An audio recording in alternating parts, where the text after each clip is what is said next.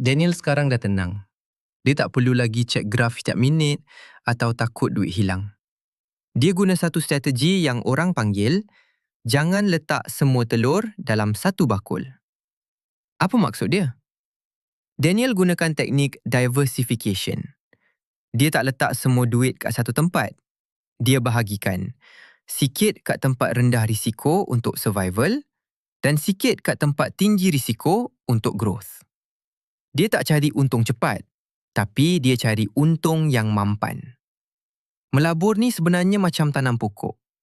Kau tak boleh harapkan buah esok pagi kalau kau baru tanam hari ni.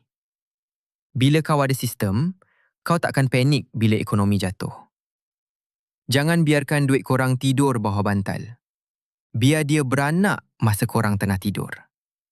Follow, like dan share Maeve Intel. Sedia untuk siri seterusnya yang akan ubah hidup korang.